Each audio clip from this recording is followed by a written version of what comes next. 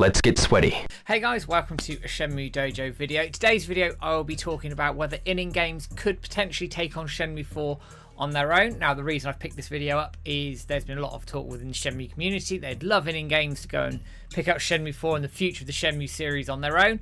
Quite frankly, I would love them to do that. But let's have a look at what's around. Let's have a look at the company and whether it's actually possible for them to do this on their own, and what scenarios may or may not play out for something like this. Now, I am going to caveat things a little bit in that everything has obviously been found online. I can't always verify how accurate some of this stuff is, so some of the figures I will be talking about may or may not be correct. So I'm just going to put that out there right now. As part of this video, that there may be some room for error, but it's still a good discussion point all the same, which is why I picked this video up. So first and foremost, let's talk a little bit about ININ Games and who they are.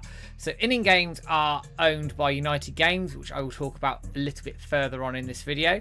They have very much a focus on retro IP and ensuring those legacies are preserved, and they have a very succinct mission statement on this on their website, which I'm going to show for you right now. This is easily available and the link is in the YouTube description below.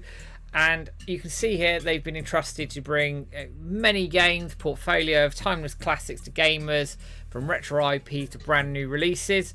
And the mission is to give the games the attention they deserve that they don't get anywhere else. And they want those sort of feel-good gaming moments to come back and cure that itch for light-hearted fun. I won't read it all out. You can read it for yourself, but you can see they've done all sorts of work with Taito, Bubble Bobble 4, Ninja Saviors, and they've also worked on some Sega titles as well. So, broadly speaking, they have done quite a significant portion of work of restoring retro IP, making sure it's there, and the key point is they want to give games the limelight that they don't always deserve, which fits the sort of the idea of Shenmue and Shenmue 4 potentially, and how that could go forward. Now, obviously, they also have a relationship with WiseNet. That's a really good relationship there, and so on the surface of all that, you think, okay, this is pretty good. This could easily work, and it's almost alluded to a little bit more in the statement they released when the publishing rights to Shenmue 3 transferred to ININ back in November, which I'm going to bring this up on the screen for you right now. So I haven't sort of given you the whole statement because I think most of it's quite self-explanatory, but this sort of paragraph here is very key in sort of maybe identifying what ININ would like to do with Shenmue. It says, with this transfer, the Shenmue story is far from over. We have exciting plans to celebrate these anniversaries, referring to the 25th anniversary, ensuring that this beloved series continues to thrive and inspire. Keep an eye out for upcoming announcements as we unveil our vision for the next phase of Shenmue's legacy. Now that in itself speaks volumes. They care about Shenmue. They really want Shenmue to do well. They understand Shenmue. People who work within the company, Dennis Mendel is a big Shenmue fan. He's quite open in saying that over on social media. He's very high up at ININ and ININ Games. So there are people there who understand the franchise and understand potentially what the community want as well, which is absolutely fantastic. So that's great. But when you look at the scope of the projects ININ put on, they are much smaller than a Shenmue game. But we don't have a huge amount of information about the financials and what their profit and losses are, what the company's worth. So we then have to look at their parent company, ININ Games, to find some of those answers. So let's talk about ININ Games at this point in time. So they are the parent company of ININ Games. They also own Strictly Limited Games and Games Rocket, and they essentially have quite a good array of publishing and distribution in their armory. So again, that's really positive here, that they can look at that and go, well, if we want to make a game, can we publish it ourselves? Yes. Can we distribute it ourselves? Yes. Can we do it physically? Yes, through Strictly Limited. So they have that, all those bases covered there, which is a fantastic sort of, I guess, talent, plethora, armor, whatever you want to call it, of things to have. So that's really good there. However, the finances are where we find our, I think, our true information. Now, these are only estimates I have found online. There are other estimates kicking around, like on Crunchbase and things like that, but obviously you have to pay for the membership for that, and I don't have one. So these figures I'm going to talk through may or may not be quite as accurate as we hope for. This is on Grojo.com. Again, this is in the description below, so you can look at it for yourself. But coming up on the screen right now are some key figures. So as you can see here, this is on growjo.com, and it talks a little bit about ININ Games and essentially a tiny bit about where they sit and what they do. But the key points are here. So the first bullet point here says they had an estimated annual revenue at $6.3 million per year, and the estimated revenue per employee is $161,600 per year. I'm not too worried about that, but I am more concerned about the annual revenue. They have 39 employees. That may have changed since then, and they grew their employee count by -2% last year. So they may have lost some staff at that point in time. Now this is from 2023 into 2024. So when you see that hard figure, $6.3 million revenue, we don't know what the profit and loss is at this point in time. I couldn't find anything openly available.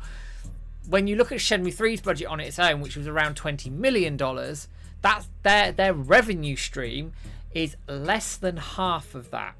So realistically speaking, ININ Games on their current revenue streams, capital, are not going to be able to do Shenmue 4 on their own. Certainly not in the scope of a Shenmue 3. Now they could potentially do something if it was much smaller scoped, but how smaller scoped could they go? I just don't know at this point in time.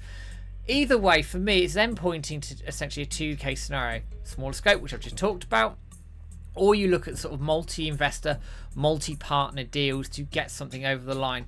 Now that's where actually ININ could be a really good advantage here, because they have the publishing arm, because they have the physical distribution and the digital distribution across all of the platforms.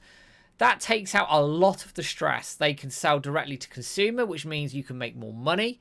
You're not having to go through your high street stores or whatever. Not that many of them exist anymore, but there are still some out there.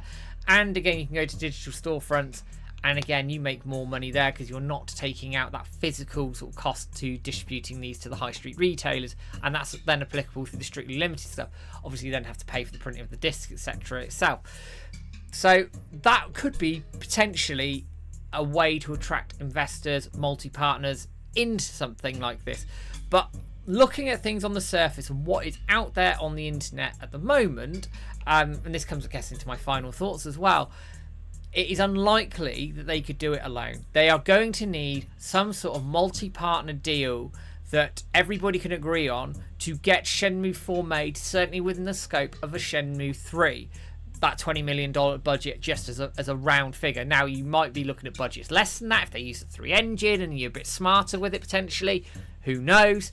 But if you're looking at anything between sort of $10 to $20 million, you're definitely going to need more than just ININ picking this up, and you are going to need investment from other areas, other companies to make this happen. Anyway, I would love ININ to be absolutely involved with this, be it on their own if they found a way to do it, or as part of heading up a multi-partner deal, because for me, they get Shenmue, they get the franchise, they get why it's so special to so many people, and they clearly want to do something with this franchise and hopefully push it forward. And I think that would be fantastic for them to do that. They would be the prime choice for something like this. But at the end of the day, there are a lot of other factors involved in something like this as well. But what do you guys think? Have I misinterpreted things? Am I shooting up the wrong tree, for example? Let me know in the comments below and we'll happily pick those up. But thank you for sticking with this video. It's always appreciated from everybody who joins in and enjoys these videos. As I said at the end of all these, for £2 a month, you can be a member and get these videos ahead of time. Don't worry if you don't. Everything goes onto the Saturday scheduling system. Any money that's made goes to the running costs of the website that James and I incur, your competitions and everything else that we do alongside it. Don't forget, like, share, subscribe on Facebook, YouTube, Twitter, Blue Sky, and all the usual places that you can find us. And I will be back with a video in the not too distant future. But for now, guys, take care and have a good one.